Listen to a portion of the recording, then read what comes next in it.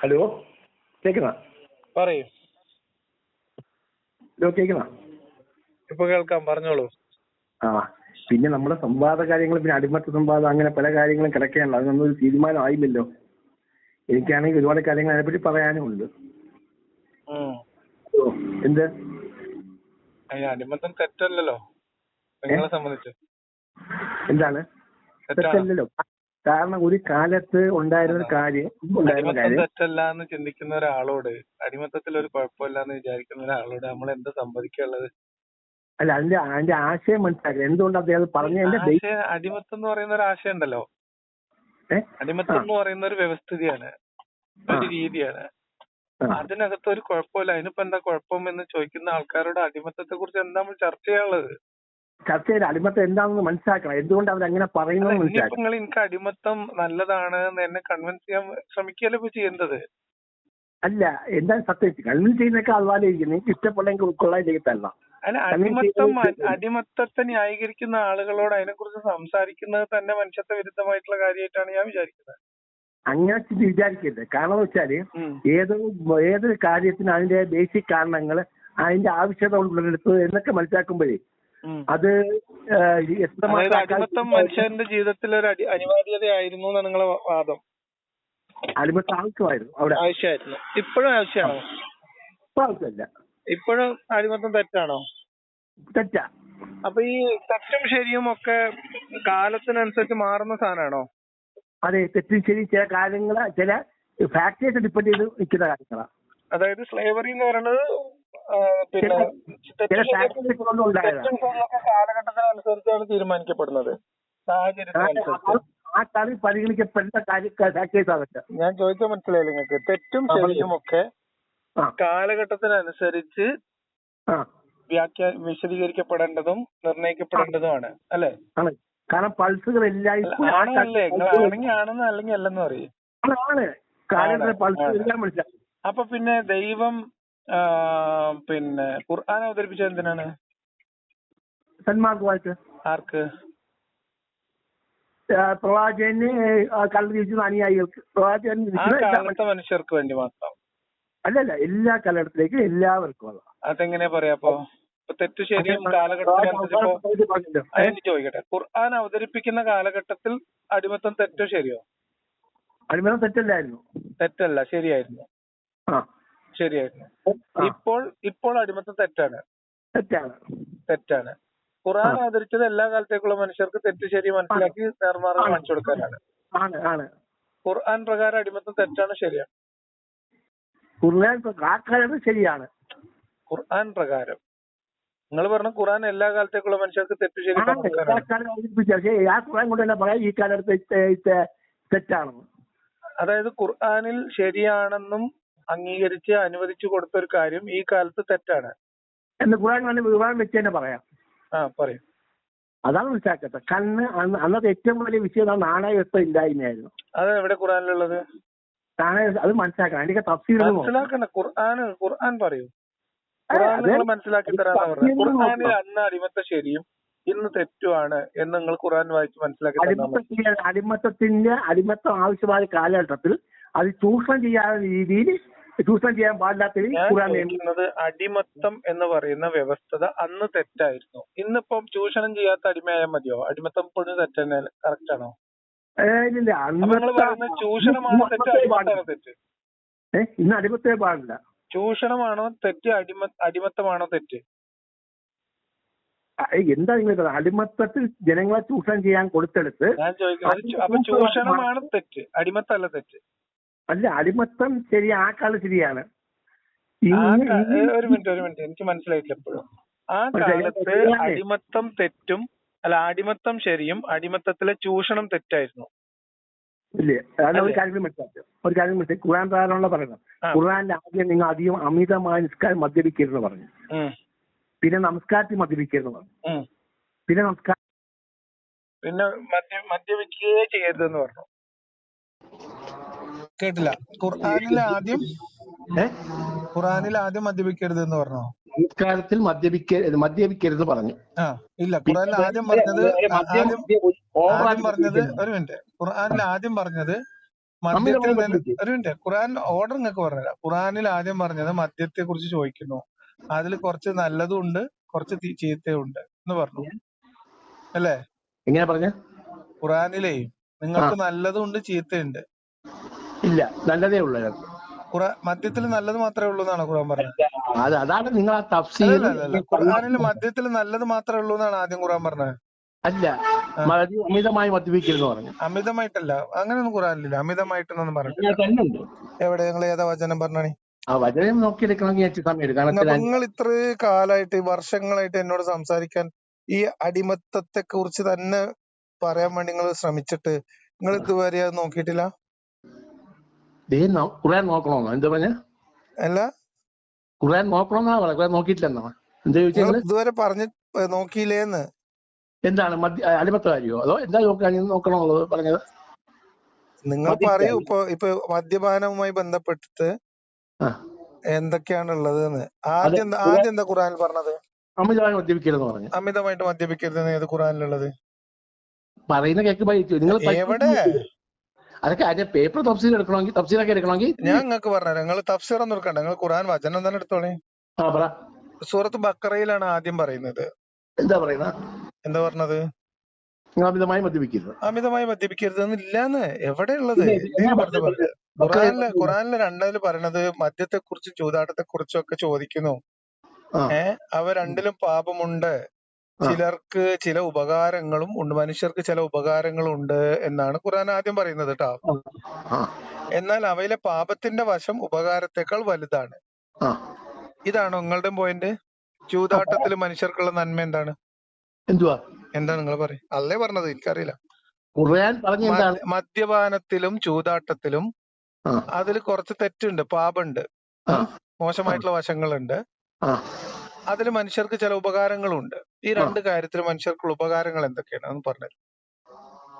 അതിന് ഖുർആൻ തഫ്സീർ നോക്കണം, അല്ലാതെ ഇപ്പം പെട്ടെന്ന് പറയാൻ പറ്റില്ല. അല്ല, നിങ്ങൾ മനസ്സിലാക്കിയത് മദ്യത്തിലും ചൂതാട്ടത്തിലും മനുഷ്യർക്കുള്ള ഉപകാരം ഖുർആൻ എങ്ങനെ പറഞ്ഞെങ്കിൽ അത് കറക്റ്റ് ആണ്, 100% കറക്റ്റ് തന്നെ. അപ്പൊ അത് ഏതാണ്? എന്തൊക്കെയാണ്? നിങ്ങളെ ബുദ്ധിയിൽ പറയും. മദ്യപാനം കൊണ്ട് മനുഷ്യർക്ക് ഉണ്ടാവുന്ന ഉപകാരം എന്തൊക്കെയാണ്? മദ്യപാനം ചില ഈ മദ്യപിച്ച രോഗങ്ങൾക്ക് ഇത് നല്ലൊരു മരുന്നാണെന്ന് പറഞ്ഞു കേട്ടിട്ടുണ്ട്. രോഗങ്ങൾക്ക് മദ്യപാനം മരുന്നോ? മദ്യം മരുന്നാണെന്ന് ചില രോഗങ്ങൾ ഉണ്ടാക്കത്തില്ല മദ്യം കഴിക്കുന്നവർക്ക്. മരുന്നല്ല ഞാൻ ചോദിക്കാം, മദ്യപാനത്തെ കുറിച്ചാണ് ചോദിക്കുന്നത്. രോഗത്തിന് മരുന്ന് കുടിക്കുമ്പോ മരുന്നാണ്. അതിപ്പോ നിങ്ങൾ റമ്മ് കുടിച്ചാലും അത് മരുന്നാണ്. അത് മദ്യപാനത്തെ കുറിച്ചാണ് ചോദിക്കുന്നത് സുഹൃത്തെ, മദ്യത്തെ കുറിച്ചല്ല. മദ്യപാനം എന്ന് പറഞ്ഞാൽ എന്താ? മദ്യം എന്ന രീതി, ലഹരി എന്ന ഉപയോഗത്തിൽ മദ്യം ഉപയോഗിക്കുന്നതിനാണ് നമ്മൾ മദ്യപാനം എന്ന് പറയാം. അല്ലാതെ ഇപ്പൊ മരുന്നായിട്ട് ഒരാൾക്ക് എന്തെങ്കിലും കൊടുക്കുന്നതിനെ അല്ലല്ലോ അത് പറയുന്നത്. അങ്ങനെ ഒരു വാക്ക്. അപ്പൊ അതാണ് ഖുറാനിലെ മദ്യപാനം. ഇതിനകത്ത് അമിതമായി മദ്യപിക്കരുത് എന്നില്ല കേട്ടോ, ഈ ഖുറാൻ വചനത്തിലില്ല. ഇനി അടുത്ത ഖുറാൻ വചനം, അടുത്ത വേറൊരു ഖുറാൻ വചനം പിന്നെയാണ് നിസ്കരിക്കുമ്പോ മദ്യപിക്കരുത് എന്ന് പറയുന്നത് അല്ലേ? അതെന്തുകൊണ്ടാണ് നിങ്ങൾക്ക് അറിയോ? അതിന്റെ അതിന്റെ വിശദീകരണം അറിയോ? അതായത് ഇവര് ഈ ആയത്ത് പറഞ്ഞിട്ടും ആൾക്കാർ കൂടിയൊന്നും നിർത്തിയിട്ടുണ്ടായില്ല. ഏത്? ദൈവം പറയാണ് അതില് നല്ലതും ഉണ്ട്, മനുഷ്യർക്ക് ചില ഉപകാരമുണ്ട്, എന്നാ മോശം വശമുണ്ട്, മോശമാണ് കൂടുതൽ എന്ന് പറഞ്ഞിട്ടും, അങ്ങനെ പറഞ്ഞാൽ തന്നെ ദൈവത്തെ വിശ്വസിക്കുന്ന ആൾക്കാർ എന്താ പറയേണ്ടത്? പടച്ചോൻ പറയാണ് അതില് പാപത്തിന്റെ അംശമാണ് കൂടുതൽ എന്ന് പറയുമ്പോ തന്നെ അത് ഒഴിവാക്കണ്ടേ? ഒഴിവാക്കിയില്ല. എന്നിട്ട് സഹാബികള് കള്ളും കുടിച്ചു വരും. കള്ളു കുടിച്ചു വന്നിട്ട് ഒരുത്തൻ നിസ്കരിക്കാൻ നിന്നിട്ട് കൊല്ലിയായുൽ കാഫിറൂൻ ഓതാൻ തുടങ്ങി. കൊല്ലിയായുൽ കാഫിറൂൻ ലാബിദുമാ തഅബുദൂൻ ലാൻതു ആബിദുൻ മാഅബുദുമാ തഅബുദൂൻ. ഈ സാധനം നമ്മൾ കെട്ടിപ്പണിയാൻ തുടങ്ങി. ഇത് തീരുന്നില്ല. കള്ളുടിച്ച് ബോധം പോയിട്ടാ നിസ്കരിക്കണ ഈ മാമേ. അങ്ങനെ അലമ്പായി അൽക്കുലത്തായി അവസാനം പരാതിയായപ്പോ നബിനടുത്ത് പോയി പരാതി പറഞ്ഞപ്പോ അള്ളാഹ് ആയത്തിറക്കി കൊടുത്തത് സത്യവിശ്വാസികളെ മദ്യത്തിലൂടെയും ഒരു മിനിറ്റ്, നിങ്ങൾ ലഹരി ബാധിതരായിരിക്കുമ്പോൾ നിങ്ങൾ പറയുന്നത് എന്തെന്ന് നിങ്ങൾക്ക് ബോധ്യമാകുന്നത് വരെ നിസ്കാരത്തെ സമീപിക്കരുത് എന്നേ പറഞ്ഞിട്ടുള്ളൂ. നിസ്കരിക്കുമ്പോ മദ്യപിക്കരുത് എന്നല്ല, മദ്യപാനത്തിന്റെ കെട്ടിറങ്ങുന്നത് വരെ. ഒരു മിനിറ്റ് അല്ല, എന്താ പറഞ്ഞത്? നിസ്കരിക്കുമ്പോ മദ്യപിക്കരുത്. ഇത് എല്ലാരും പറഞ്ഞ ഒരു മണ്ടത്തരാണ്. എന്ത്? നിസ്കരിക്കുമ്പോ നിങ്ങൾ കള്ളുടിച്ചോണ്ട് നിസ്കരിക്കരുത് എന്ന്. അങ്ങനെയല്ല പറഞ്ഞത്. കെട്ടിറങ്ങുന്നവരെ നിസ്കരിക്കാൻ പോകരുത് എന്നാ പറഞ്ഞത്. മനസ്സിലായോ? അതായത് കെട്ടിറങ്ങുന്നത് വരെ. ഒരു മിനിറ്റ് ഘട്ടം ഘട്ടാണ് പറഞ്ഞത്. കെട്ടിറങ്ങുന്നത് വരെ നിങ്ങൾ നിസ്കരിക്കരുത് എന്നാണ് പറഞ്ഞത് അല്ലേ? അല്ല നിസ്കരിക്കുമ്പോ കള്ളുടിച്ചിട്ട് പോകരുത് എന്നല്ലോ. രണ്ടും തമ്മിൽ വ്യത്യാസമുണ്ട്. നിങ്ങൾ ഇതിനകത്ത് ഏതിനാ ഇമ്പോർട്ടൻസ്? മദ്യം അപിച്ച് അവസരിക്കുന്ന പറഞ്ഞാൽ അതെ, മദ്യം, അതായത് അങ്ങനെയല്ല. എന്താ എഴുതിയണ പറഞ്ഞ മദ്യ ലഹരി ആയിരിക്കുമ്പോൾ നിങ്ങൾ പറയുന്നത് എന്താണ് നിങ്ങൾക്ക് മനസ്സിലാവില്ല. ഞാൻ നേരത്തെ പറഞ്ഞില്ല, കുല്ലയായുൽ കാഫിറൂന ഓതിയ തീരൂല. അങ്ങനെ നിങ്ങൾ പറയുന്നത് എന്താന്ന് നിങ്ങൾക്ക് തന്നെ മനസ്സിലാവണ വരെ, അതായത് ബോധം വരുന്ന വരെ നിങ്ങൾ നിസ്കാരത്തെ സമീപിക്കരുത്. മദ്യപിച്ചോണ്ട് നിസ്കരിക്കരുത്. അപ്പൊ നിങ്ങൾ വ്യഭിചാരത്തെ സമീപിക്കരുത് പറഞ്ഞ എന്താ അർത്ഥം? സമീപിക്കുന്ന അർത്ഥം എന്തുവാ? വ്യഭിചാരത്തെ സമീപിക്കരുത് പറഞ്ഞ പോലെ തന്നെ നിസ്കാരത്തെ സമീപിക്കരുത് എന്ന് പറയണേ. ഏതിനാ ഇമ്പോർട്ടൻസ് കൊടുത്തത്? കുടിച്ചോൻ സ്വസ്ഥമായിട്ട് കിടന്നവന്റെ കെട്ടിറങ്ങട്ടെ എന്നാണ്. അതുവരെ നിങ്ങൾ നിസ്കാരത്തെ സമീപിക്കരുത് എന്നാ പറഞ്ഞത്. അതിനർത്ഥം നിങ്ങൾ നിസ്കരിക്കാൻ വരുമ്പോ മദ്യപിക്കരുത് എന്നല്ല ഇതിനർത്ഥം. അതായത് നിങ്ങൾ നിസ്കരിക്കാൻ വരുമ്പോ മഗ്‌രിബിന് നിസ്കാരമുണ്ട്, ഇശാക്ക് നിസ്കാരമുണ്ട്. അപ്പൊ എങ്ങനെ ഒരു അസർ നിസ്കാരമുണ്ട്, ളുഹർ നിസ്കാരമുണ്ട്. പിന്നെ എപ്പോഴാ കള്ളു കുടിക്കാൻ നിസ്കരിക്കാൻ വരുമ്പോ കള്ളു കുടിക്കരുത് പറഞ്ഞാ? പുലർച്ചെ സുബി കഴിഞ്ഞിട്ട് കള്ളു കുടിച്ചിട്ട് ളുഹർ ആകുമ്പത്തിന് കെട്ടിറങ്ങോ? അത് രാത്രി സംസ്കാരം കഴിഞ്ഞിട്ട് കള്ളുടിച്ച് കിടന്നുറങ്ങിക്കോളി, സുബി ആകുമ്പത്തിന് കെട്ടിറങ്ങിയാ മതി എന്നാണോ? എന്താ ഉദ്ദേശം പഠിച്ചോ? നിങ്ങൾ ഈ അക്ഷരം കലക്കുന്നത് അക്ഷരല്ല, ഇത് അക്ഷരത്തെ നമ്മൾ കീറി മുറിച്ചാണ് പരിശോധിക്കുന്നത്. ഇനി അപ്പൊ അത് അത്രേ ഉള്ളൂ. ഇനി അടുത്ത ഘട്ടം എന്താണ്? പിന്നെ എന്താണ് നിരോധനം? പിന്നെ നിരോധനം എന്ന് പറയുന്ന ഘട്ടം, നിങ്ങൾ പറയുന്ന നിരോധനം എന്ന് പറയുന്ന ഘട്ടം. നിങ്ങൾ വിചാരം സമീപിക്കുന്ന ഇരിക്കരുതെന്നാണോ? എങ്ങനെ നിങ്ങൾ വിചാരം സമീപിക്കരുതെന്ന് പറഞ്ഞാൽ അർത്ഥം വ്യഭിചരിക്കരുത് എന്നാണ്. വ്യഭിചരിക്കരുത് എന്നാണ് അല്ലെ? അപ്പൊ നിങ്ങൾ നിസ്കാരത്തെ സമീപിക്കരുത് പറഞ്ഞ എന്താ അർത്ഥം? അല്ലെ നിങ്ങൾ പറഞ്ഞാൽ കെട്ടിറങ്ങിയിട്ടില്ലെങ്കിൽ നിസ്കരിക്കരുത് എന്നാണ്. നിസ്കാരത്തെ വിലക്കാണ്, അല്ലാതെ നിസ്കരിക്കാൻ വരുമ്പോ കള്ളുടിക്കരുത് എന്ന് വിലക്കല്ല ചെയ്യുന്നത്. ഈ ഖുർആൻ വചനത്തിന്റെ അർത്ഥം നിങ്ങൾ തെറ്റിക്കാൻ നോക്കും. നിങ്ങൾ നടക്കത്തില്ല, ഇത് നടക്കത്തില്ല. എങ്ങനെ? എന്നാ നിങ്ങൾ പറയുന്ന ഖുർആൻ വചനം നമുക്ക് അറബിയിൽ വായിച്ചിട്ട് അർത്ഥം പറഞ്ഞു നോക്കാം. നിങ്ങൾക്ക് അറിയാം. ഇപ്പൊ ഞാൻ പറയാം, അങ്ങനെ ഒരു വിഷയമുള്ള നീ പറയട്ടെ, ഒരു മെയിൻ വിഷയം പറയട്ടെ. അതെ, ഇത് മൂല്യന്മാര് പറഞ്ഞതല്ല ഇതിന്റെ അർത്ഥം. എന്നെ കൊണ്ട് നിങ്ങൾ പോസ്റ്റ്മോർട്ടം ചെയ്യിപ്പിച്ചതാണ്. ഞാൻ ഇതിലേക്കൊന്നും ഞാൻ മെനക്കെടാത്തതാണ്. വേറെയുള്ള മുസ്ലിയാക്കന്മാർ എവിടെ? ഇനി ഞാൻ കാര്യം പറയാം. മലയാള ഭാഷയിലും ഈ രീതിയിൽ വന്ന ആമനു ലാ തഖറബു സ്വലാത്ത എന്നാണ്. നിങ്ങൾ നിസ്കാരത്തെ സമീപിച്ചു പോകരുത് എന്നാണ്. വിലക്കാണ്, നിസ്കരിക്കാനുള്ള വിലക്കാണ് ഇതിൽ കൊടുക്കുന്നത്. അപ്പൊ അൻതും എന്താണ് സക്കാരി കുടിച്ചിട്ടാണെങ്കില് ഹത്താ തഅലമു മാ തഖൂലൂൻ, എന്താ പറയണത് നിങ്ങൾക്ക് ബോധം വരുന്നത് വരെ നിങ്ങൾ നിസ്കാരത്തെ സമീപിക്കരുത് എന്നാണ്. നിസ്കാരത്തിനുള്ള വിലക്കാണ്. മദ്യപിച്ചുകൊണ്ട് നിസ്കരിക്കരുത് എന്നുള്ള വിലക്കാണ്, അല്ലാതെ നിസ്കരിക്കുന്നവർ കള്ളുടിക്കരുത് എന്നുള്ള വിലക്കല്ല. അങ്ങനെ ഞാൻ പറഞ്ഞിട്ടില്ല. അപ്പൊ ഇവിടെ മദ്യപാനത്തിന്റെ ഘട്ടം, അപ്പൊ രണ്ടാമത്തെ ഘട്ടം എന്ന് പറയുന്നത് കള്ള് കുടിച്ചുകൊണ്ട് നിസ്കരിക്കരുത് എന്ന വിലക്ക് കള്ളു കുടിക്കുന്നതിനുള്ള വിലക്കല്ല. കള്ളു കുടിച്ച ആളുകൾ നിസ്കരിക്കരുത് എന്ന് വിലക്കിയതാണ്. അപ്പൊ രണ്ടാം ഘട്ടത്തില് മദ്യപാനം നിസ്കരിക്കുമ്പോൾ കള്ളുടിക്കരുത് എന്ന് വിലക്കി എന്ന് ഇനി പറയരുത് കേട്ടോ. അങ്ങനെ ഖുർആനിൽ വചനമില്ല. നിങ്ങൾ അങ്ങനെ വചനമുണ്ട്. നിങ്ങൾ നിസ്കാരത്തെ മദ്യപിച്ചാൽ ആമനൂ ലാ തഖറബുസ് സ്വലാത്ത എന്ന് പറഞ്ഞാൽ എന്താ? എന്താ? നിസ്കാരത്തെ സമീപിക്കരുത്, നിസ്കാരത്തെ പ്രവേശിക്കരുത്. അപ്പൊ നിസ്കരിക്കുന്നതിനുള്ള വിലക്കാണ്. നിസ്കരിക്കരുത് എന്നുള്ള വിലക്കാണ്, കള്ളു കുടിക്കരുത് എന്നുള്ള വിലക്കല്ല. നിങ്ങൾ നിസ്കരിക്കാൻ വരുമ്പോ കള്ളു കുടിക്കരുത് എന്നല്ല ഇതിന് എഴുതിയിട്ടുള്ളത്. നിങ്ങൾ കള്ളു കുടിച്ചിട്ടുണ്ടെങ്കിൽ നിസ്കരിക്കരുത് എന്നാണ്.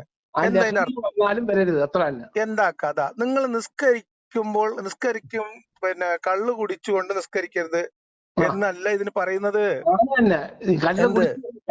നിങ്ങൾ കള്ളു കുടിച്ച അവസ്ഥയിൽ നിസ്കരിക്കരുത് എന്നാ പറയണത്. നിങ്ങൾ നിസ്കരിക്കാൻ വരുമ്പോ കള്ളു കുടിക്കരുത് എന്ന് പറയണതും കള്ളു കുടിക്കുമ്പോ നിങ്ങൾ നിസ്കരിക്കരുത് എന്ന് പറയുന്നത് രണ്ട് കാര്യമാണ് അനീസ്ക. പരിഹാസം ഒന്നല്ല. നിങ്ങൾ ഏത് സ്ഥലം ചോദിച്ചോളെ. ഇല്ലെങ്കിൽ ഇപ്പൊ ഇതൊക്കെ നമ്മൾ പബ്ലിഷ് ചെയ്യൂലേ? ഞാൻ എന്തെങ്കിലും എന്റെ വായിന്ന് അബദ്ധം വരണ്ടോ നോക്കിയിരിക്കുന്നു, മൈക്രോസ്കോപ്പ് വെച്ചിരിക്കുന്ന ആൾക്കാരുടെ പോലും വരും. അപ്പൊ നമുക്ക് നോക്കാം. ഇനി അടുത്തത് അനുകൂലമുള്ള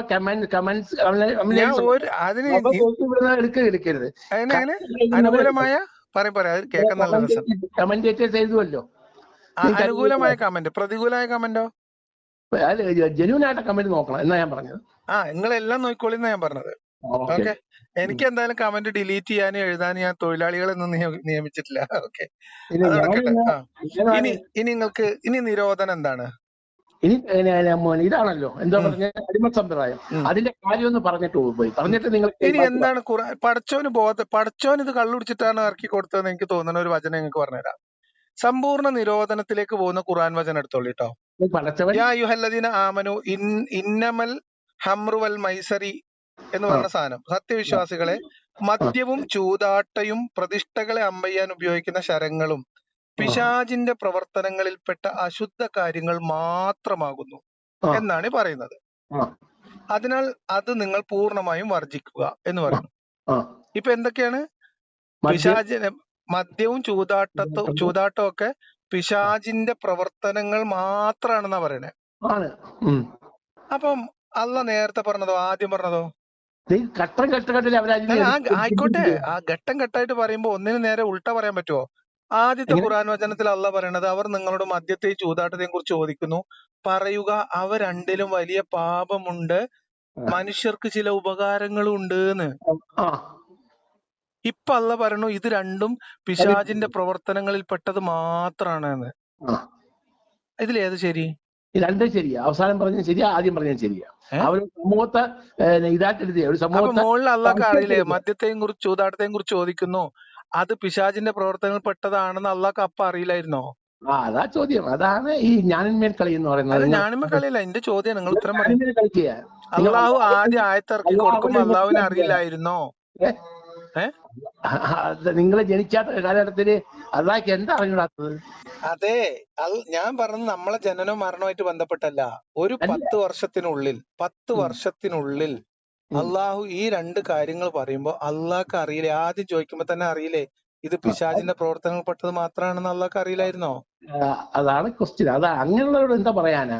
അതാ നിങ്ങളെ ഉത്തരം കാരണം വെച്ചാല് അതാ ഒരു ഘട്ടത്തിൽ അവരോട് പറഞ്ഞു അതിന് അള്ളാഹു മുഹമ്മദിനോട് ചോദിച്ചു മദ്യത്തെക്കുറിച്ചും ചൂതാട്ടത്തെക്കുറിച്ചും ചോദിച്ചപ്പോ അള്ളാഹ് പറയുന്നു അവര് ചോദിക്കുന്നുണ്ട് മദ്യത്തെക്കുറിച്ചും ചൂതാട്ടത്തെക്കുറിച്ചും, പറഞ്ഞു കൊടുക്കുക അതിൽ കുറച്ച് തെറ്റുകളുണ്ട്, പക്ഷെ മനുഷ്യർക്ക് ചില ഉപകാരങ്ങളുണ്ട് എന്ന് പറഞ്ഞ അള്ളാഹു പിന്നെ കുറച്ച് ദിവസം കഴിഞ്ഞിട്ട് പറഞ്ഞു കൊടുക്കാണ് മദ്യവും ചൂതാട്ടവും ഒക്കെ പിശാചിന്റെ പ്രവർത്തനങ്ങൾ മാത്രാണ് എന്ന്. ഇതിലേതാണ് ശരി? ഇത് രണ്ടും ശരി. ഒരു കാലഘട്ടത്തിൽ അതാണ് ആ ഏത് കാലഘട്ടം? ഒരേ കാലഘട്ടത്തിലാണ് സുഹൃത്തെ, ഒരേ കാലഘട്ടമാണ്, ഒരു സെയിം കാലഘട്ടത്തിൽ പറഞ്ഞതാണ്. ഒരു 4-5 വർഷത്തിനിടയിൽ പറഞ്ഞ സാധനമാണ് ഈ അടിമത്ത സമ്പ്രദായം. അടിമത്തത്തിലേക്ക് നമുക്ക് ആദ്യം ഇപ്പൊ അടിമത്തം ന്യായീകരിക്കാനാണല്ലോ ഇപ്പൊ കള്ളുകൂടി വന്നത്. ആദ്യം ഇന്ന് നമുക്ക് കള്ളുകൂടി തീർക്കാം. ഇന്ന് നമുക്ക് മദ്യപാനത്തിലേക്ക് പോവാം. ഇന്ന് മദ്യപാനം തീർക്കാം. എന്നിട്ട് ഈ മദ്യവും അടിമത്തവും കൂടി കൂട്ടി കുഴക്കണ പരിപാടി നമുക്ക് ഇന്ന് അവസാനിപ്പിക്കാം. അത് കഴിഞ്ഞിട്ട് നമുക്ക് അടിമത്തത്തിലേക്ക് പോവാം. ഞാൻ ചോദിക്കുന്നത് ഇതിൽ അള്ളാഹു പറഞ്ഞ ഈ 5-ാം അധ്യായത്തിലെ 90-ാമത്തെ വചനമാണോ 2-ാം അധ്യായത്തിലെ 219 ശരി? അതാ ഖുർആൻ അവതരിപ്പിച്ച സാഹചര്യം നോക്കണോന്ന് പറയുന്നത്. നിങ്ങള് സാഹചര്യം നോക്കിക്കോളി. 4-5 വർഷത്തിനിടയിൽ സംഭവിച്ചതാണേ. 3-4-5 വർഷത്തിനിടയിൽ സംഭവിച്ചതാണ് പരമാവധി. അതൊരു കാലഘട്ടമാണ്. എങ്ങനെ നോക്കിയാലും ഈ പറഞ്ഞ വചനങ്ങളിൽ ഏതാണ് ശരിയെന്നാണ് ചോദിച്ചത്. മദ്യവും ചൂതാട്ടവും പിശാചിന്റെ പ്രവർത്തനങ്ങളിൽ പെട്ടതാണെന്ന് അള്ളാഹ്ക്ക് ആദ്യം ചോദിച്ചപ്പോ അറിയില്ലായിരുന്നോന്ന്? ആദ്യം ആയത്തിറക്കി കൊടുത്തപ്പോ അള്ളാഹ്ക്ക് അറിയില്ലായിരുന്നോ ഇത് മദ്യവും ചൂതാട്ടവും? നിങ്ങൾ ഈ അള്ളാഹുവിനെ വരെ പഠിപ്പിക്കാനുള്ള ഇതിലാ നിങ്ങൾ. ഞാൻ പറഞ്ഞത് അള്ളാഹു കള്ളുടിച്ച് ബോധം ഇറങ്ങണതിന് മുമ്പ് ജിബ്രീലിനെ പറഞ്ഞയച്ചു എന്ന് നമ്മൾ വിചാരിക്കേണ്ടി വരും. അങ്ങനെ വിചാരിക്കേണ്ടി വരും. പലതും വരും, തീർച്ചയായിട്ടും വരും. അല്ലെങ്കിൽ നിങ്ങൾ പറയും, അല്ലെങ്കിൽ നിങ്ങളെ ബോധത്തിൽ നിങ്ങൾ പറയും ഇതിലേതാ ശരി? ആ പൾസിലാണ് അത് ഇറങ്ങുന്നത്. അപ്പൊ പിശാചിന്റെ പ്രവർത്തനങ്ങളിൽ മനുഷ്യർക്ക് ഉപകാരം ഉണ്ട് എന്നാണ് അള്ളാഹ് പറഞ്ഞത് ആദ്യം പറഞ്ഞ ഇറങ്ങിയത് അല്ല. പിശാച് മനുഷ്യർക്ക് ഉപകാരം ചെയ്യുന്ന ആളാണ് എന്നാണ് ഇപ്പൊ നിങ്ങൾ പറഞ്ഞത് എന്നല്ല. അതിനകത്ത് ചില ഉപകാരങ്ങളുണ്ട് എന്ന്. എന്താണ് ഉപകാരം? അത് നിങ്ങൾക്ക് അറിയില്ല. എന്താണ് മദ്യത്തിൽ മനുഷ്യർക്ക് ഉപകാരം എന്ന് നിങ്ങൾക്ക് അറിയാം? മദ്യപാനത്തിലിട്ടോ, മദ്യപാനത്തിൽ മനുഷ്യർക്ക് ഉപകാരം എന്താ നിങ്ങൾക്ക് അറിയില്ല? മദ്യം കഴിക്കുന്നത് അത് കുറച്ച് ഡിസ്കസ് ചെയ്താൽ അതിന്റെ സത്യം മനസ്സിലാവും. എന്താണ് ആൽക്കഹോളിന്റെ ഇത് വിഷയം ഞാൻ കുറച്ച് സിസ്റ്ററിക്കാർ നോക്കി മനസ്സിലാക്കി തരാം. അതിന്റെ ഉപകാരക്കാൾ ഉപദ്രവം അതിനകത്ത് കൂടുതൽ. അതുകൊണ്ടാണ് ആദ്യം അങ്ങനെ പറഞ്ഞിട്ട് പിന്നീട് അത് ഹറാമാക്കിയത്. മനസ്സിലായോ? ഞാൻ ചോദിക്കുന്നത് അപ്പൊ ആദ്യം അറിയില്ലായിരുന്നോ ഇത് പിശാചിന്റെ പ്രവർത്തനം മാത്രമാണ്? ഒരു മിനിറ്റ് അവസാനാവുമ്പത്തേക്ക് ഇനി എന്താ സംഭവം എന്നറിയോ? ആദ്യം മദ്യപാനം നിസ്കാരത്തിൽ പ്രശ്നമായപ്പം നിസ്കരിച്ചോണ്ട് കള്ളുടിച്ചോണ്ട് നിസ്കരിക്കാൻ പറ്റില്ലാന്ന് പറഞ്ഞു. രണ്ടാമത് ആദ്യം പറഞ്ഞു ഇതിൽ നല്ലതുണ്ട് ചീത്തയുണ്ട്, ചീത്തയാണ് കൂടുതൽ എന്ന് പറഞ്ഞു നോക്കി. ആൾക്കാർ കൂടിയൊന്നും നിർത്തിയില്ല, ഇമാമ് വരെ കള്ളുടിച്ചു വന്ന് നിസ്കരിക്കാൻ നിന്നു. അപ്പൊ തന്നെ അള്ളാഹു പറയുന്ന നിർദ്ദേശങ്ങൾ എങ്ങനെയാണ് ഓലൊക്കെ എടുത്തിന്ന് മനസ്സിലാക്കാം. ഒന്ന്. രണ്ടാമത്തത് അള്ളാഹു തിന്മയുടെ വശമാണ് കൂടുതലെന്ന് പറഞ്ഞിട്ട് ഇമാം എന്നെ കള്ളുടിച്ചു നിന്നിട്ട് സൂറത്തുൽ കാഫിറൂൻ ഓതിയിട്ട് തീരുന്നില്ല. അപ്പൊ നിസ്കാരത്തിൽ ഇത് പ്രശ്നമാകും എന്ന് മനസ്സിലാക്കിയപ്പോ നിങ്ങൾ കള്ളുടിച്ചു കഴിഞ്ഞാൽ ബോധം വരുന്നവരെ നിസ്കരിക്കാൻ വരരുത്, നിസ്കാരം വിലക്കി. അത് കഴിഞ്ഞിട്ട് പിന്നെ പറയാണ്, പിന്നെ അതും കഴിഞ്ഞിട്ട് ഇത് ആളുകൾ തമ്മിൽ തല്ലും വെക്കാനുണ്ടാവാൻ തുടങ്ങി, കള്ളുടിച്ചിട്ട് തല്ലുവിടാൻ തുടങ്ങി. അറിയാം ആ കഥ? അറിയാം നിങ്ങൾക്ക്? ആ കഥ നിങ്ങൾക്ക് അറിയില്ല, ആ കഥ നിങ്ങൾക്ക് അറിയില്ല. അതുകൊണ്ടാണ് തല്ലുവിടാൻ തുടങ്ങി. പരസ്പരം തല്ലും വെക്കാണോ, അടിയും പിടിയും തല തല്ലി പൊട്ടിക്കൽ വരെ ഉണ്ടായി കള്ളുടിച്ചിട്ട്. മുഹമ്മദ് നബിനെ ചീത്ത വിളിച്ച സംഭവം ഉണ്ടായിട്ടുണ്ട് കള്ളുടിച്ചിട്ട്. ഓക്കെ. അപ്പൊ ഇതൊക്കെ സംഭവിച്ചു കഴിഞ്ഞപ്പോ പറയാണ് ഈ കള്ളുടിയും ചൂതാട്ടം എന്നൊക്കെ പറഞ്ഞാൽ അത് വെറും പിശാചിന്റെ പ്രവർത്തനമാണ്. അപ്പൊ അള്ളാഹ്ക്ക് അത് ആദ്യം അറിയില്ലെന്ന് തോന്നുന്നത് പിശാചിന്റെ പ്രവർത്തനാന്ന്. അതാണ് ചോദ്യം കേട്ടോ. ഒരു മിനിറ്റ് ഇനി പറഞ്ഞുതരാം. എന്നിട്ട് കുടിക്കൽ നിർത്താൻ പറഞ്ഞ കാരണം എന്താണെന്നറിയോ? അതിനാൽ നിങ്ങൾ അത് പൂർണ്ണമായും വർജിക്കുക. അപ്പോൾ അവിടെ നിരോധനമല്ല കേട്ടോ, വർജനമുള്ളൂ. മദ്യ നിരോധനവും മദ്യവർജനവും രണ്ടാണ്. മദ്യവർജനം എന്ന് പറയുന്നത് ഒരാൾ സ്വമേധയാ ചെയ്യേണ്ട കാര്യമാണ്, ഒരു നിർദ്ദേശം മാത്രമാണ്, സജഷനാണ്. നിരോധനമല്ല ഇതിലുള്ളത്. വർജനമാണ് ആവശ്യപ്പെട്ടിട്ടുള്ളത്, നിരോധനമല്ല. ദൈവം നിരോധിച്ചിട്ടില്ല എന്നാണ് ഞാൻ പറഞ്ഞത്. നിരോധിച്ചിട്ടുണ്ട്, മദ്യം നിരോധിച്ചിട്ടുണ്ട്. എങ്ങനെ വർജിക്കുക എന്ന് പറഞ്ഞാൽ അതിന്റെ അർത്ഥം നിക്ക് അതിൽ വർജിക്കുക എന്ന് പറഞ്ഞാൽ അള്ളാഹു കഴിഞ്ഞിട്ട് 91-ാമത്തെ വചനത്തിൽ പറയണത് എന്താണെന്നറിയോ? മദ്യത്തിലൂടെയും ചൂതാട്ടത്തിലൂടെയും നിങ്ങൾക്കിടയിൽ ശത്രുതയും വിദ്വേഷവും ഉണ്ടാക്കാനും അള്ളാഹു സ്മരിക്കുന്നതിൽ നിന്നും നിസ്കാരത്തിൽ നിന്നും നിങ്ങളെ തടയാനും മാത്രമാണ് പിശാച് ഉദ്ദേശിക്കുന്നത്. അതിനാൽ നിങ്ങൾ അതിൽ നിന്ന് വിരമിക്കാൻ തയ്യാറുണ്ടോ എന്നാണ് ചോദിക്കുന്നത്. ഇതിലെവിടെ നിരോധനം? എവിടെ പറയും? ഖുറാനിലില്ല. ഖുറാനിൽ നിരോധനമില്ല. ഖുറാനിൽ വിരമിക്കാനുള്ള ആഹ്വാനുണ്ട്. അതിനുള്ള അതിന് സമ്മതാണോ എന്ന് ചോദിക്കുന്നുണ്ട്. അത്ര നിങ്ങൾ സ്വന്തം ജീവിതത്തിൽ ഇതുപോലെ ഓരോ നിയമം അതുപോലെ പാലിക്കുന്ന സുഹൃത്തെ, നമ്മൾ ഗ്രന്ഥമാണ് പരിശോധിക്കുന്നത്. ഖുർആൻ ഇങ്ങനെ പറഞ്ഞെങ്കിൽ അതിൽ നിന്ന് വർദ്ധിക്കാൻ പറഞ്ഞാൽ തീർന്നു, നിരോധനമായി. എങ്ങനെ? അത് അങ്ങനെയാണെങ്കിൽ ഇപ്പം ഒരു മിനിറ്റ്, അള്ളാഹു അങ്ങനെ വർജിക്കാൻ പറഞ്ഞാലേ, പിന്നെ വർജിക്കാൻ പറഞ്ഞാൽ വർജനത്തിനുള്ള ആഹ്വാനം നിരോധനമല്ല. നിങ്ങൾ മദ്യം നമ്മളെ നാട്ടില് ഗവൺമെന്റ് ഇപ്പൊ നാളെ പറയാണ് നിങ്ങൾ കള്ള് കുടിക്കുന്നത് കൊണ്ട് ചെറിയ ഉപകാരമൊക്കെ ഉണ്ടെന്ന് ഞങ്ങൾക്ക് അറിയാം, പക്ഷെ അതുകൊണ്ട് കുറെ പ്രശ്നങ്ങളാണ് കൂടുതൽ, അതുകൊണ്ട് നിങ്ങൾ പരമാവധി അതിൽ നിന്ന് മാറി നിൽക്കണം എന്ന് പോലും പറഞ്ഞിട്ടില്ല. അതുകൊണ്ട് അതിൽ ഉപദ്രവമാണ് കൂടുതൽ എന്ന് പറയുകയും നിങ്ങൾ അത് വർജിക്കാൻ തയ്യാറുണ്ടോ എന്ന് ചോദിക്കുകയും ചെയ്താൽ കേരളത്തിൽ മദ്യനിരോധനം ഉണ്ടെന്നാണ് അർത്ഥം? ആണ്. ഈ ഗവൺമെന്റ് എടുക്കുന്ന ഖുർആൻ എന്തോ പറയുന്നതാ. ഗവൺമെന്റ് ചോദിക്കുകയാണ് എന്ത്, നിങ്ങൾ മദ്യപാനം നിർത്താൻ തയ്യാറുണ്ടോ എന്ന് ചോദിച്ചാൽ ഈ കേരളത്തിൽ മദ്യനിരോധനം ഉണ്ടെന്നാണ് അർത്ഥം. ഖുർആൻ എങ്ങനെ പറഞ്ഞാൽ നിരോധിച്ചു നടക്കും. എങ്ങനെ? ഖുർആൻ അത് വർദ്ധിക്കാന്ന് പറഞ്ഞാൽ നിരോധിച്ചു നടത്തും. എങ്ങനെ? അങ്ങനെയാ. അത് നിങ്ങൾ അതിൽ നിന്ന് വിരമിക്കാൻ തയ്യാറുണ്ടോ എന്നാണ് ചോദിച്ചത്. പറഞ്ഞില്ലായിരുന്നു ദോഷവശങ്ങൾ പറഞ്ഞാൽ പിന്നെ നിരോധിക്കുക എന്നുള്ള അർത്ഥം. ആര് നിരോധിച്ചു? നിരോധനം വാചകങ്ങളിലില്ല. ലാ തഖ്റബു സിന എന്ന് പറഞ്ഞാൽ എന്താ? അറബിക്ക് അർത്ഥം വെക്കാൻ അറിയത്തില്ല. നിങ്ങൾ വ്യഭിചാരത്തെ സമീപിച്ചു പോകരുത്. അതിനർത്ഥം എന്താ? നിങ്ങൾ പറയാൻ. അപ്പൊ അതേപോലെ നിങ്ങൾ കള്ളുകുടിയെ സമീപിച്ചു പോകരുത്, നിങ്ങൾ കള്ളു കുടിക്കരുതെന്നോ, നിങ്ങൾ കള്ളു കുടിക്കാൻ പാടില്ലെന്നോ, കള്ളുകുടി ഹറാമാക്കിയിട്ടുണ്ടെന്നോ ഒന്നും നിങ്ങളെ ഒന്നും ഖുർആനിലില്ല. ഖുർആൻ പറഞ്ഞു. അതിലൊക്കെ നമുക്ക് വരാം. ആദ്യം നമുക്ക് കള്ളുകൂടി തീരുമാനമാക്കണം. നിങ്ങൾ അടിമത്തത്തിനെ ന്യായീകരിക്കാൻ വേണ്ടിയാണ് അടിമത്തം എങ്ങനെയാണ് ഘട്ടം ഘട്ടമായിട്ട് ഇല്ലാതാക്കാൻ ഖുർആൻ പ്രവർത്തിച്ചത് എന്ന് പറയാൻ വേണ്ടിയിട്ടാണ് നിങ്ങളിപ്പോ കള്ളുകൂടി എടുത്തത്. ഞാൻ ഇതുവരെ നിങ്ങളോട് പറയാൻ വേണ്ടി മാത്രം ഖുർആൻ എടുത്ത് ഈ ആയത്തുകളെ എന്റേതായ ഒന്നും കൂടി വിശകലനം ചെയ്തപ്പം ഈ പറയാറുള്ളത് മുഴുവൻ മണ്ടത്തരാണ്. കള്ളു കുടിച്ചാൽ നിസ്കരിക്കുന്ന സമയത്ത് കള്ളു കുടിക്കരുതെന്ന് ഖുർആൻ വിലക്കിന്നാ. ആന മണ്ടത്തരം. അങ്ങനെയല്ല ഖുർആന് പറഞ്ഞിട്ടുള്ളത്. ഖുർആന് പറഞ്ഞിട്ടുള്ളത് കള്ളു കുടിച്ചു കഴിഞ്ഞാൽ നിങ്ങൾ നിസ്കരിക്കാൻ വരരുത് എന്നാണ്. നിസ്കാരത്തെ വിലക്കി. ആ അപ്പൊ അതൊക്കെ മൗലവിമാരിങ്ങനെ ആൾക്കാരെ പറ്റിക്കാൻ വേണ്ടി പറയാം. ഇത് വിശ്വസിച്ചിട്ട് നിങ്ങൾ ദൈവം ഖുർആനില് മദ്യം ഘട്ടം ഘട്ടമായിട്ട് നിരോധിച്ചതാണെന്ന് നിങ്ങൾ തെറ്റിദ്ധരിച്ചു പോയി. നിങ്ങളാ ഖുർആനിൽ മദ്യനിരോധനമില്ല. മദ്യനിരോധനമേ ഉള്ളൂ, ഖുർആനിലില്ല. ഖുർആനിൽ തന്നെ ഉണ്ട്. ഇല്ല. എവിടെ? ഞാൻ ഈ 4 വചനങ്ങളാണ് ഖുർആനിൽ മദ്യപാനവുമായി ബന്ധപ്പെട്ട് എന്റെ കയ്യിലുള്ള സാധനങ്ങൾ. നിങ്ങളടുത്ത് വേറെ നിങ്ങൾ ആയത്ത് ഏതാന്ന് പറഞ്ഞോളി. ഈ 4 ഏത് ആയത്തിലാണ് നിരോധനം ഉള്ളത്? എങ്ങനെ പറയാൻ അവസരം എന്താ തരൂ. ഇനി ഈ 4 വചനങ്ങളിൽ ഏതാണ് നിരോധനം? നിങ്ങൾ ഖുർആൻ പറഞ്ഞ് വ്യഭിചാരം സമീപിക്കരുത് പറഞ്ഞു. അപ്പൊ നിങ്ങൾ മനസ്സിലാക്കുന്നത് അറിയോ? വ്യഭിചാരം സമീപിക്കരുത് പറഞ്ഞാൽ ഒരു വേശ്യയുടെ അടുത്ത് പോയി കിടന്ന് ഉറങ്ങരുത്, വേശ്യ അടുത്ത് പോയി കിടക്കരുത്, അതാ അതിന്റെ അർത്ഥം. സമീപിക്കുന്നതേ പറഞ്ഞു, അത് വിചരിക്കരുന്ന് പറഞ്ഞില്ലല്ലോ. സമീപിക്കുന്നത് പറഞ്ഞാൽ പിന്നെ ഒരു വേശ്യ അവിടെ കിടക്കുമ്പോൾ അവളുടെ അടുത്ത് പോയി കിടക്കരുത്, ദൂരെ പോയി കിടന്നാൽ കുഴപ്പമില്ല. നിന്നാൽ എങ്ങനെ ആശ തീരും? പിന്നെ അതിപ്പോ എന്താ കാര്യം? ഇങ്ങനെ നിങ്ങൾ ഖുർആനെ വളർത്തി നടക്കുന്നത് അല്ല. ഇത് നിങ്ങൾ അവിടെ പോയി കിടന്നുറങ്ങരുത് എന്നാണോ അതോ നിങ്ങള് ഖുർആനെ തെറ്റിക്കാൻ എനിക്ക് പറ്റത്തില്ല ഭായി. ഖുർആൻ തെറ്റാന്ന് പറയാൻ പറ്റില്ല. സിന എന്ന് പറഞ്ഞാൽ വ്യഭിചാരമാണ്. ഒരു മിനിറ്റ്. സിന എന്ന് പറഞ്ഞാൽ വ്യഭിചാരമാണ്, അതിലേർപ്പെടുന്ന സ്ത്രീ അല്ല. ഏതാ സിന എന്ന് പറഞ്ഞ വ്യഭിചാരം എന്ന് പറയുന്ന പ്രവൃത്തിയാണ്. ആ പ്രവൃത്തിയെ സമീപിക്കരുത് എന്നാണ്. അത് വ്യഭിചാരിയായ സ്ത്രീയുടെ അടുത്ത് പോയി കിടക്കരുത്, അന്യ സ്ത്രീ വേറെ സ്ത്രീയുടെ അടുത്ത് പോയി കിടക്കരുത്. നിങ്ങൾക്ക് എവിടെ നിന്ന് കിട്ടി? ഖുർആനിന്റെ അർത്ഥം അതാ. സമീപിക്കുന്നല്ലേ പറഞ്ഞത്? സമീപിക്കരുത് എന്ന് പറഞ്ഞ ആളെ വ്യക്തിനെ അല്ല സുഹൃത്തെ, ആ പ്രവൃത്തിയിലേക്ക് കടക്കരുത് എന്നാണ്. ആ പ്രവൃത്തി ചെയ്യരുത് എന്നാണ്. എങ്ങനെ വീണ വിചാരിക്കുന്നല്ലോ പറഞ്ഞത്? ഒരു സമീപിക്കുന്നല്ലേ? വേശ്യയെ നല്ല സുഹൃത്തെ, നിങ്ങൾ അങ്ങനത്തെ വാക്കുകൾ ഉപയോഗിക്കല്ലേ?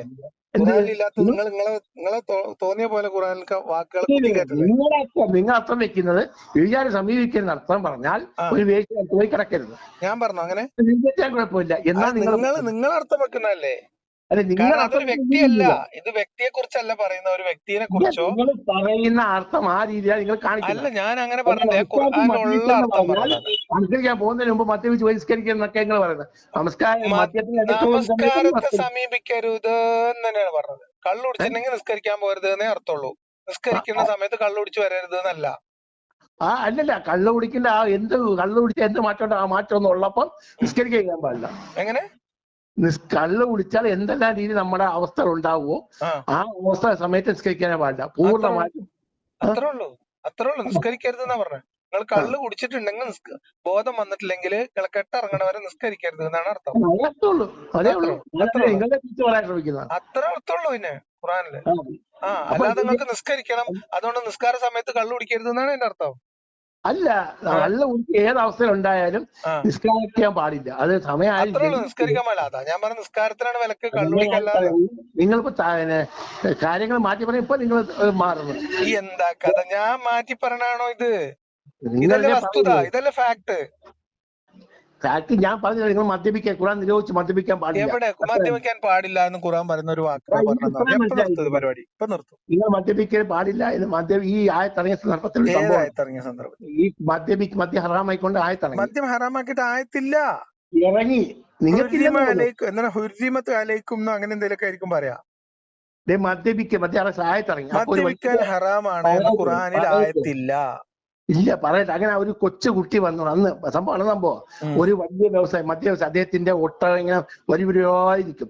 ഈ ഒട്ടകത്തിന് 2 വർഷത്തും വലിയ തോൾ സഞ്ചികളിൽ മദ്യം നിറച്ചിങ്ങനെ കൊണ്ടുപോയ. അപ്പൊ ഒരു കുട്ടി വന്ന് പറഞ്ഞു മദ്യം ഹറാമാക്കി ആയത്തിറങ്ങി പറഞ്ഞു. അപ്പൊ അദ്ദേഹം ചോദിച്ചാൽ ഈ കുട്ടി പറഞ്ഞാൽ ശരി ഒന്നും ചോദിച്ചില്ല. ആ നിമിഷം അദ്ദേഹത്തെ കയ്യിലുണ്ടായിരുന്ന കത്തി എടുത്ത് 2 സ്ഥലത്തും ഉറകൾ 2 ഉറകളിലും ഒരു ഒട്ടകത്തിൽ 2 വർഷത്തിന്റെ ഉറകൾ കുത്തി മദ്യം ഒഴുക്കി വിട്ടു.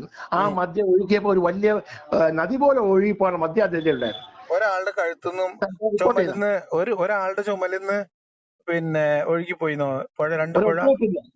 ഒരുപാട് ഒട്ടകങ്ങളൊക്കെ ഈ ഒട്ടകങ്ങളെ എല്ലാം ചുമലിൽ കിടന്ന മദ്യം പൊട്ടിച്ചാൽ വിട്ടു.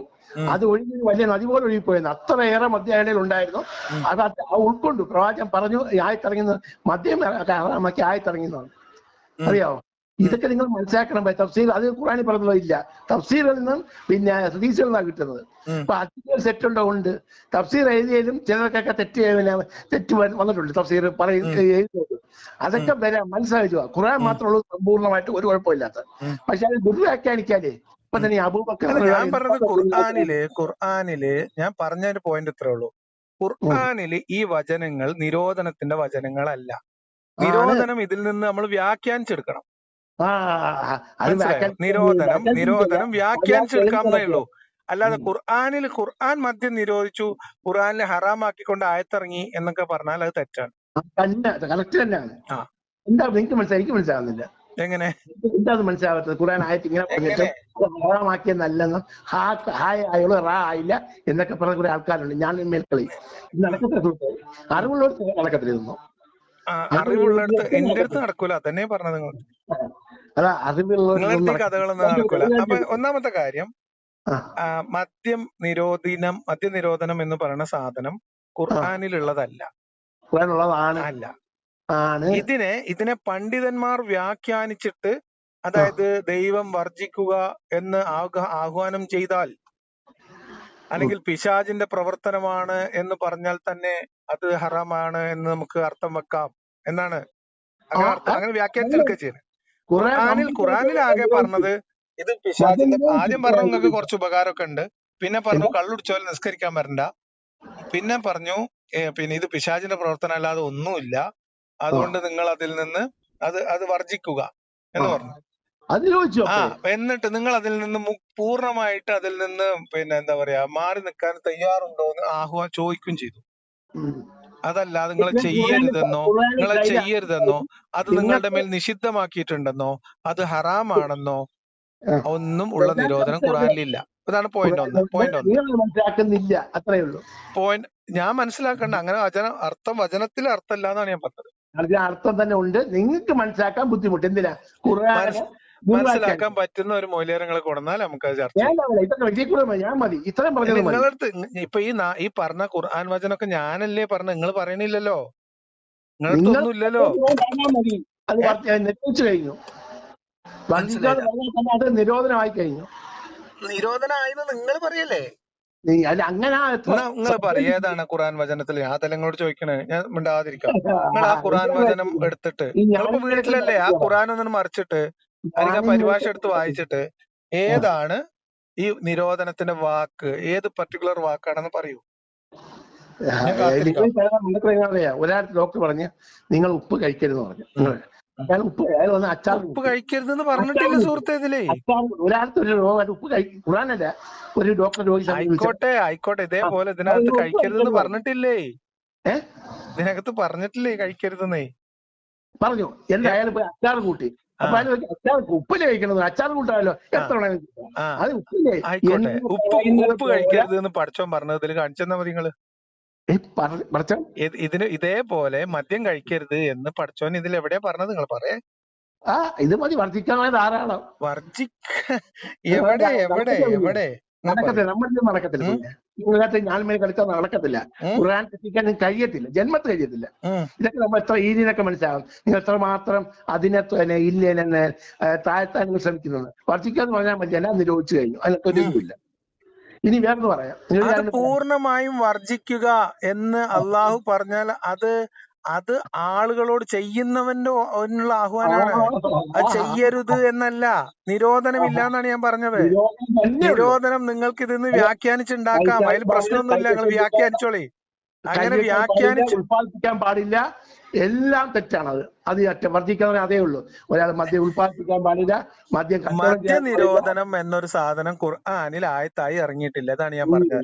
വർജിക്കൂ. ഒരു മിനിറ്റ്. അള്ളാഹുവിന്റെ വചനത്തിൽ ഈ പറയപ്പെടുന്ന പിന്നെ വാക്ക് വർജിക്കുക, നിങ്ങൾ അത് പൂർണ്ണമായും വർജിക്കുക, നിങ്ങൾക്ക് വിജയം വരിക്കാം എന്ന വാക്ക് നിരോധനമാണെങ്കിൽ അടുത്ത വചനത്തിൽ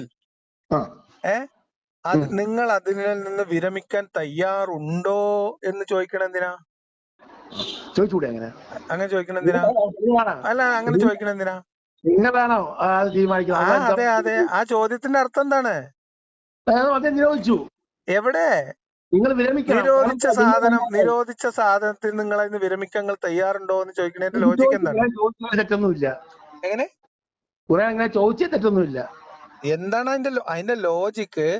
അതിന്റെ സമ്പൂർണമായിട്ടുള്ള നിരോധനമല്ല. ഇപ്പൊ നമ്മുടെ നാട്ടില് പണ്ട് ഉമ്മൻചാണ്ടി സർക്കാർ മദ്യ നിരോധനം ഏർപ്പെടുത്തിയപ്പോ ഇടതുപക്ഷ സർക്കാർ പറഞ്ഞു മദ്യ നിരോധനമല്ല, മദ്യ എന്താണ് വേറെന്താ സാധനമല്ല അതിന് പറഞ്ഞത്, മദ്യവർജനം. മദ്യ നിരോധനമല്ല, ഞങ്ങള് ഇത് മദ്യവർജനമാണ് ഞങ്ങളുടെ പോളിസി എന്ന് പറഞ്ഞു. ആയത്തുകളും വചനങ്ങളും ഒക്കെ നിങ്ങൾ ദുർവ്യാഖ്യാനിക്കുന്ന മലയാള ഭാഷയിലും അങ്ങനെയൊക്കെ എടുത്തിട്ടാണ്. എന്താ ഇത് മദ്യ നിരോധനവും മദ്യവർജനവും രണ്ടാണ്. വർജനത്തിന് ആഹ്വാനം ചെയ്യുകയും അതിൽ നിന്ന് വിരമിക്കാൻ, അത് നിങ്ങൾ നിർത്താൻ നിങ്ങൾ തയ്യാറുണ്ടോ എന്ന് ചോദിക്കുകയും ചെയ്താൽ അതിന്റെ അർത്ഥം അത് ആളുകൾ സ്വമേധയാ ചെയ്യാൻ ഉള്ള ഒരു സജഷൻ മാത്രമാണ്. സജഷനും നിരോധനവും രണ്ടാണ്. നിർദ്ദേശവും നിരോധനവും രണ്ടാണ്. ഒന്നാണ്. മദ്യം ആരോഗ്യത്തിന് ഹാനികരമാണ് എന്നും ബോർഡ് എഴുതി വെച്ചാൽ ഇവിടെ മദ്യ നിരോധനം ഉണ്ട് എന്നാണ് അർത്ഥം. അത്രേ ഉള്ളൂ. പിന്നെ നമ്മള് ആലോചിച്ചും വ്യാഖ്യാനിച്ചും അതിൽ നിന്ന് ആളുകളും മുക്തി നേടുകയാണെങ്കിൽ അത് ഒഴിവാക്കുകയാണെങ്കിൽ അങ്ങനെ അത്രേ ഉള്ളൂ. അല്ലാതെ ഖുർആനിൽ എക്സ്പ്ലിസിറ്റ് ആയിട്ട് പലിശയോ നിങ്ങളുടെ സോകോൾഡ് ഈ വ്യഭിചാരമോ പിന്നെ നിരോധിച്ചതുപോലത്തെ ഒരു നിരോധനം ഇല്ല. അങ്ങനെ ഒരു നിരോധനം അങ്ങനെ ഇല്ല ഖുർആനിലില്ല എന്നാണ് ഞാൻ പറഞ്ഞത്. ഖുർആനിലില്ല. നിങ്ങൾ ഉണ്ടെങ്കിൽ പറഞ്ഞോളൂ, ഞാൻ കാത്തിരിക്കാം. നിങ്ങൾ ആ വചനം വായിക്കാം. വചനം നിങ്ങൾക്ക് വേണമെങ്കിൽ ഞങ്ങൾക്ക് അയച്ചു തരാം. അത് വേണം നിങ്ങൾക്ക്? ഖുർആൻ വചനങ്ങളും അതിന്റെ അർത്ഥം നിങ്ങൾക്ക് വെപ്പ് അയച്ചു തരാം. അല്ല, നിങ്ങളത് വായിച്ചിട്ട് ഏത് വചനം കൊണ്ടാണ് നിരോധിച്ചതെന്ന് പറഞ്ഞത്? മനസ്സിലാക്കുന്ന കാര്യങ്ങൾ പറയാം. ഇത് നിങ്ങളുടെ ബുദ്ധിക്ക് അങ്ങനെ തോന്നുന്നെങ്കിൽ അപ്പൊ മദ്യത്തിന്റെ കാര്യത്തിൽ തീരുമാനമായി. നമുക്ക് അടിമത്തം ഇപ്പൊ തന്നെ വേണോ അതോ പിന്നെ കുറച്ച് കഴിഞ്ഞ മതി? നിങ്ങൾ ഈ വിഷയം പറയുമ്പോൾ ഒരു കാര്യം കൂടി പറഞ്ഞു നിർത്താം നമുക്ക്.